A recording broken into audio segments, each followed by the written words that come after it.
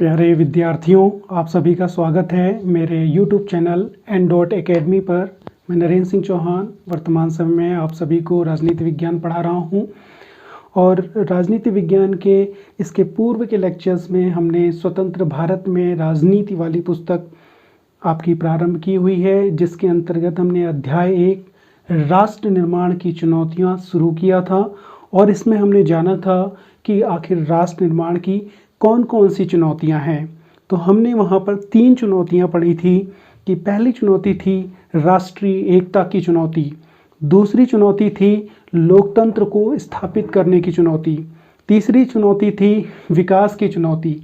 आज के इस लेक्चर में हम जानेंगे कि भारत का विभाजन किस कारण से हुआ, वो कौन कौन से कारण थे जिसके कारण भारत का विभाजन हुआ, और साथ ही यह भी जानेंगे कि भारत के विभाजन के क्या परिणाम हुए। जब हम भारत के विभाजन के कारण की बात कर रहे हैं तो हम उस भारत की बात कर रहे हैं जिसके अंतर्गत भारत और पाकिस्तान दोनों ही थे, यानी कि ब्रिटिश भारत की बात कर रहे हैं। तो इसके बारे में पढ़ने से पूर्व मैं थोड़ा सा आपको ये बताना चाहता हूँ कि कक्षा 12 के विद्यार्थियों के लिए तो ये लेक्चर्स महत्वपूर्ण है ही। ऐसे अभ्यर्थी जो अपनी प्रतियोगी परीक्षाओं की तैयारी कर रहे हैं उनके लिए भी ये लेक्चर्स बहुत अधिक महत्वपूर्ण हैं। अगर आप हमारे चैनल्स पर नए हैं तो प्लीज़ हमारे चैनल को सब्सक्राइब कर लीजिए और ज़्यादा से ज़्यादा लोगों तक शेयर करें ताकि और लोग भी इन लेक्चर्स का फ़ायदा उठा सकें। चलिए शुरू करते हैं आज का लेक्चर। जानते हैं कि भारत के विभाजन के क्या कारण थे। भारत के विभाजन के कारणों के बारे में जानने से पहले ये समझने का प्रयास करते हैं कि क्या भारत का विभाजन जरूरी था, क्या इसे टाला नहीं जा सकता था। तो अगर हम इसमें देखें तो थोड़ा इतिहास में अगर हम जाते हैं तो देखते हैं कि राष्ट्रीय आंदोलनों में जब से राष्ट्रीय मूवमेंट, नेशनल मूवमेंट स्टार्ट हुए थे और उससे पहले से भी ब्रिटिश भारत के दौर में इंडियन नेशनल कांग्रेस यानी कि भारतीय राष्ट्रीय कांग्रेस ने बहुत बड़ी भूमिका निभाई थी, जिसमें राष्ट्र को एकता के सूत्र में लेकर चलने की जो उसकी कल्पना थी, और ये कहें कि राष्ट्रीय एकता पर उसने जोर दिया था। और वह पाकिस्तान के निर्माण या पाकिस्तान के बनने का प्रतिरोध कर रही थी। और इसी के साथ साथ महात्मा गांधी जी ने भी पाकिस्तान के निर्माण का विरोध किया था और उन्होंने कहा था कि जो भारत का विभाजन होगा वो महात्मा गांधी जी की लाश पर होगा। लेकिन इसके बावजूद जो है भारत का विभाजन होकर रहा। कुछ विचारकों ने इसके अलग अलग तर्क दिए हैं और अलग अलग तरीके से बताया है कि क्या कारण रहे कि भारत का विभाजन हुआ। तो उसमें उनके अलग अलग मत हैं। तो पहला मत जो था वो ये था कि हालांकि जो भारत का जो विभाजन है उसमें जो सबसे मूल कारण था वो था मुस्लिम लीग की भूमिका, क्योंकि मुस्लिम लीग ने द्विराष्ट्र सिद्धांत दिया था कि वो 2 राष्ट्र के सिद्धांत पर चल रही थी और उस पर ज़्यादा वो फोकस कर रही थी। और इसी क्रम में जो था कि मोहम्मद अली जिन्ना जी ने जो पाकिस्तान के निर्माण की जो संकल्पना रखी थी, जो अवधारणा रखी थी, वो उस पर अडिग रहे। और वो इतनी हठ धर्मिता उनके अंतर्गत रही कि महात्मा गांधी जी ने उन्हें भारत के प्रधानमंत्री के पद तक को सौंपने के बारे में उनसे कहा, लेकिन वह इस विभाजन से पीछे नहीं हटे। तो कहीं ना कहीं मुस्लिम लीग और द्विराष्ट्र सिद्धांत पर चल रहे जिन्ना के को जो है भारत के विभाजन का कारण माना जा सकता है और ये मेन वजह थी इनकी भारत के विभाजन की।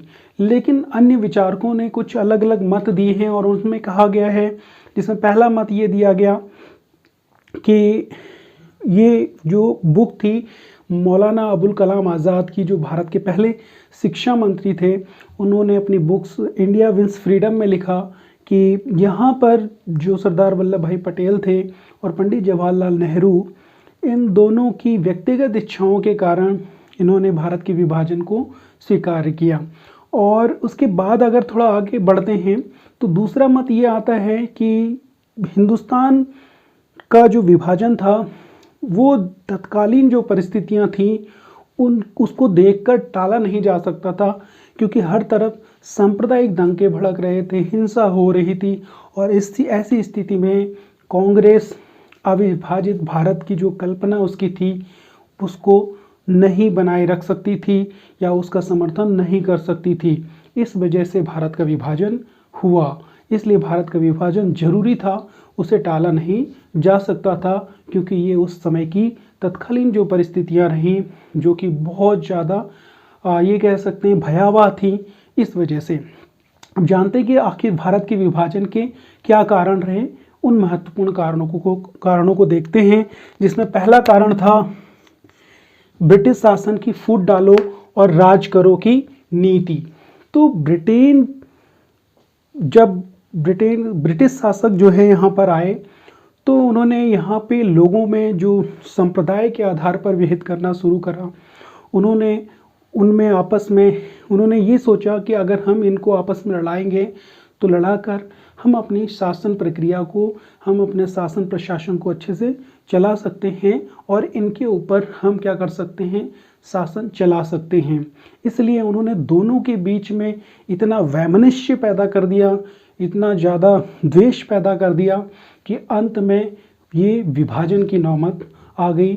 और पाकिस्तान के निर्माण के लिए भी जो ब्रिटिश शासक थे उन्होंने मोहम्मद अली जिन्ना या मुस्लिम लीग को बहुत अधिक प्रोत्साहित किया। तो ये पहला कारण था, फूट डालो और राज करो की नीति। दूसरा कारण था हिंदू मुसलमानों के बीच पारस्परिक अविश्वास। अगर हम इसमें बात करें तो अगर आप देखेंगे कि इतिहास में सल्तनत काल से लेकर मुगल काल तक तमाम ऐसे मुस्लिम शासक रहे। अधिकतर जो मुस्लिम शासक थे उन्होंने हिंदुओं पर अत्यधिक अत्याचार किए थे, और जिस कारण से हिंदुओं के मन में उनके प्रति द्वेष या नफरत की भावना पैदा हो चुकी थी। और इसी वजह से वे मुस्लिम संप्रदाय से भी बहुत अधिक जो द्वेष की भावना उनके अंदर उनके प्रति थी। यहाँ तक कि उनका सामाजिक बहिष्कार भी वे करते थे। हालांकि ये अच्छा नहीं था, लेकिन वे इसका सामाजिक बहिष्कार भी करते थे। और वे ये मानते थे कि अगर वो किसी भी चीज़ को उनकी छूते हैं तो उससे उनका धर्म भ्रष्ट हो जाता है। इससे इनके बीच की दूरी और अधिक बढ़ती चली गई और अविश्वास पैदा होता चला गया। और इसकी तुलना में मुस्लिम संप्रदाय के लोगों को ईसाई संप्रदाय के लोगों के बीच में जो नरम व्यवहार दिखा, इसलिए वे ईसाई संप्रदाय के बहुत करीब चले गए। इस वजह से भी भारत का विभाजन हुआ। भारत के विभाजन का अगला कारण था जिन्ना की हठधर्मिता। जिन्ना की हठधर्मिता का मतलब ये है कि जिन्ना जिस बात को मानकर चले थे उस पर इतने अडिग थे कि वे किसी के बहकावे में नहीं आए, और वो जिस बात को लेकर चल रहे थे उससे वो बिल्कुल भी नहीं हटे। कहने का मतलब वो भारत के विभाजन को लेकर चल रहे थे, अलग राष्ट्र के निर्माण को लेकर आगे बढ़ रहे थे। और इसमें यहाँ तक कि भारत के राष्ट्रपिता महात्मा गांधी जी ने यहाँ तक कहा था कि उन्हें भारत के प्रधानमंत्री का पद दिया जाएगा अगर वो इस बात से सहमत हो जाते हैं कि भारत का विभाजन न हो। साथ ही अगर आप ये भी देखें कि तमाम तरह की जब संवैधानिक जो प्रक्रियाएं थी, जो ब्रिटिश शासन के अंतर्गत शासन व्यवस्था चल रही थी, जो कायदे कानून बनाए जा रहे थे, उसमें भी जो मुस्लिम संप्रदाय थे उनके लिए कुछ प्रावधान ऐसे किए गए थे जिससे उनको सुरक्षित किया जा सके या उनके राइट्स को सुरक्षित किया जा सके, जिसके अंतर्गत उन्होंने 1909 में मार्लेमेंटो सुधार किया था, जिसमें उन्होंने सांप्रदायिक प्रतिनिधित्व की बात की थी, संप्रदाय के आधार पर प्रतिनिधित्व की बात की थी, जिसमें ये कहा गया था कि मुस्लिम समुदाय के लोग अपने बीच में से ही किसी मुस्लिम प्रतिनिधि को चुन सकते हैं। ये था 1909 का मार्लेमेंटो सुधार।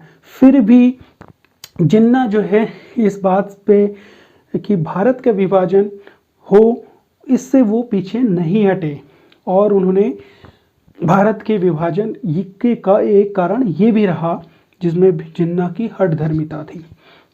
उसके बाद अंतरिम सरकार की असफलता। इसमें अगर हम बात करें तो कैबिनेट मिशन योजना के तहत 1946 में जवाहरलाल नेहरू के नेतृत्व में अंतरिम सरकार का गठन किया गया था, जिसमें मुस्लिम लीग के सदस्यों को भी शामिल किया गया था। अब मुस्लिम लीग जो थी, ये मूल रूप से जो मुस्लिम संप्रदाय के लोग थे उनके हितों की रक्षा, उनकी राइट्स के लिए, साथ ही द्विराज सिद्धांत के उद्देश्य को लेकर आगे चल रही थी। इसकी स्थापना 30 दिसंबर 1906 को आगा खां और सलीमुल्लाह मोहसिन उल मुल्क जो थे उनने इसकी स्थापना की थी 30 दिसंबर 1906 को।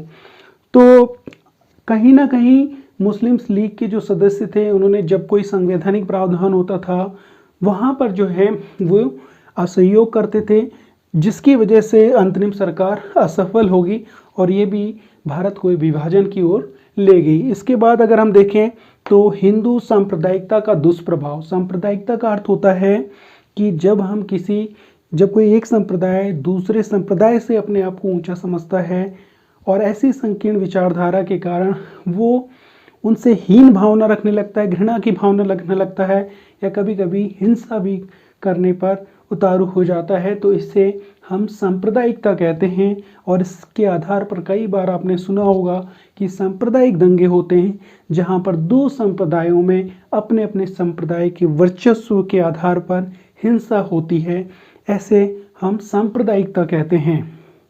इसके बाद अगर आप देखेंगे तो हिंदू सांप्रदायिकता का दुष्प्रभाव भी एक कारण रहा राष्ट्र निर्माण, भारत के विभाजन का।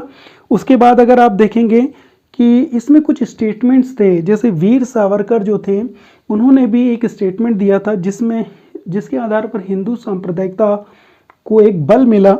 भारत को एकता के सूत्र में बंधा राष्ट्र नहीं माना जा सकता, बल्कि हिंदू और मुस्लिम मुख्य रूप से दो राष्ट्र हैं। हिंदू और मुस्लिम मुख्य रूप से दो राष्ट्र हैं। उन्होंने 1937 में एक भाषण और दिया था, स्टेटमेंट दिया, उसमें कहा कि भविष्य में हमारी राजनीति विशुद्ध हिंदू राजनीति होगी।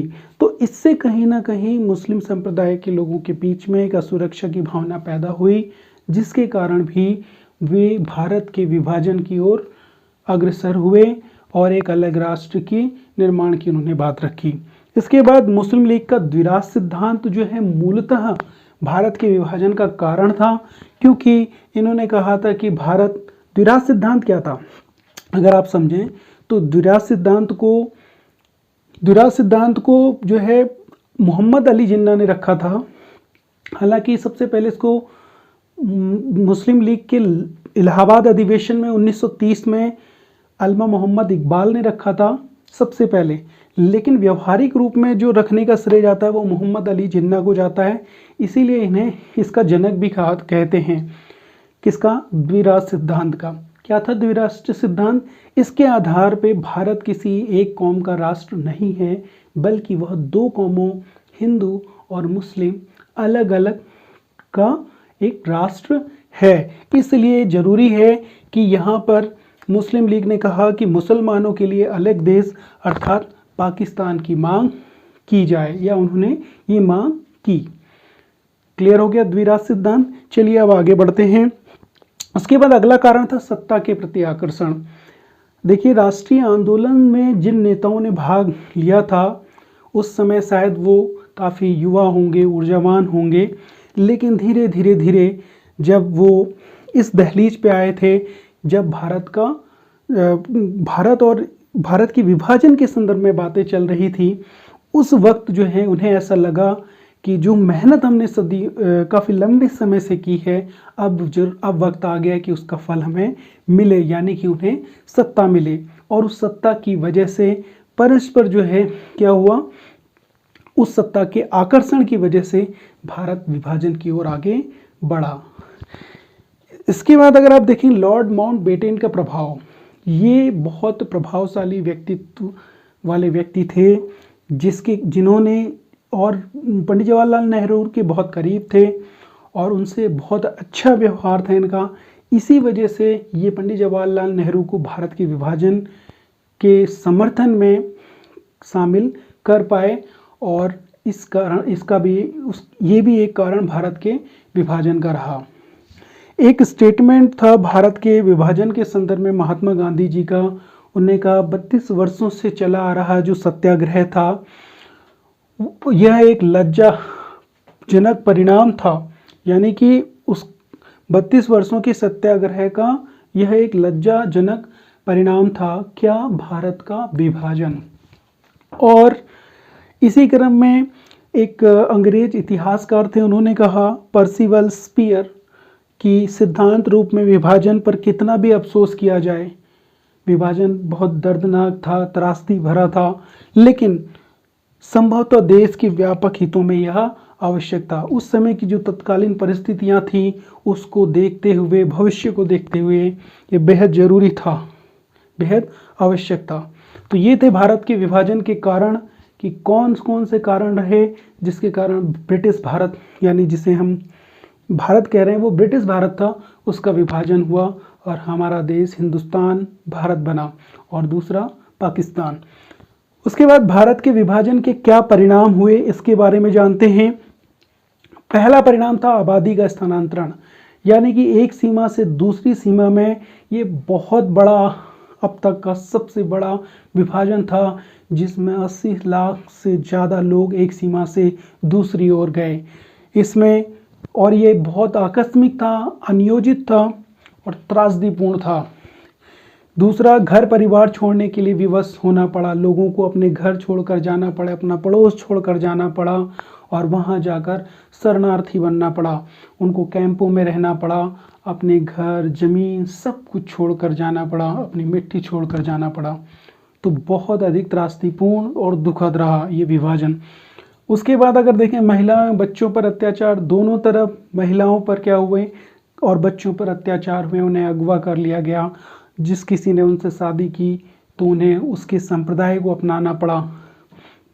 चौथा था हिंसक अलगाववाद, यहाँ पर संपत्ति और देनदारी के संदर्भ में अलगाव, यहाँ तक कि यहाँ पर जब वो एक सीमा के भीतर पहले दो लोग एक साथ थे और अब वो एक सीमा के द्वारा दो हिस्सों में बढ़ चुके थे, तो उसमें भी क्या हुआ कि कई बार हिंसक अलगाववादी जो टकराव थे लोगों के बीच होते रहे। अलगाव का मतलब होता है अलग होने की भावना, अलग होने की भावना की वजह से भी क्या हुआ कि हिंसा हुई। क्योंकि आप देखेंगे कि एक तरफ बहुसंख्यक हैं, एक तरफ अल्पसंख्यक हैं, तो हमेशा बहुसंख्यक का अल्पसंख्यक पर दबाव रहता है, तो डर रहता है, अल्पसंख्यकों को ये अंदर असुरक्षा की भावना रहती है। तो उस तरीके की भावना उस वक्त थी। उसके बाद भौतिक संपत्ति का बंटवारा, अगर हम यहाँ पर देखें तो सिर्फ अगर आप देखेंगे कि वित्त का बंटवारा नहीं हुआ था, बल्कि भौतिक वस्तुओं का, जिसमें टेबल, कुर्सी, टाइपराइटर, पुलिस के वाद्य यंत्र तो थे ही थे, साथ ही साथ जो कर्मचारी थे, सरकारी कर्मचारी, जिसमें डाक विभाग के, रेलवे के, उनको भी अलग अलग किया गया। उसके बाद छठा है अल्पसंख्यकों की समस्या। भारत का जब विभाजन होने वाला था उस वक्त जो अल्पसंख्यक समुदाय थे उन पर बहुत अधिक हिंसाएं हुई और सांप्रदायिक दंगे होने लगे और उनके बीच जो है बहुत अधिक द्वेष हुआ, यानी कि अल्पसंख्यकों को बहुत अधिक प्रताड़ना झेलनी पड़ी। तो ये अल्पसंख्यकों की असुरक्षा की समस्या भी दृष्टिगोचर हुई भारत के विभाजन के वक्त। तो ये थे भारत के विभाजन के कारण और परिणाम। इसके साथ साथ एक चीज़ और समझिएगा कि भारत का जो विभाजन था वो माउंटबेटन योजना, 3 जून योजना जिसे कहते हैं, उसके द्वारा प्रस्तावित हुआ था। 14 और 15 अगस्त को क्रमशः पाकिस्तान और हिंदुस्तान दो देश बने। भारत जो था, जिसे हम हिंदुस्तान कहते हैं, हमारा देश, ये 15 अगस्त 1947 से लेकर 26 जनवरी 1950 तक ब्रिटेन का औपनिवेशिक राज्य बना, यानी कि इसका जो राजनीतिक दर्जा था औपनिवेशिक राज्य का था। इसी क्रम में 15 अगस्त 1947 जब देश आज़ाद हुआ तो इसके पहले गवर्नर जनरल लॉर्ड माउंटबेटन थे और भारत के प्रधानमंत्री पंडित जवाहरलाल नेहरू। इसी के साथ आज का हमारा ये लेक्चर समाप्त होता है।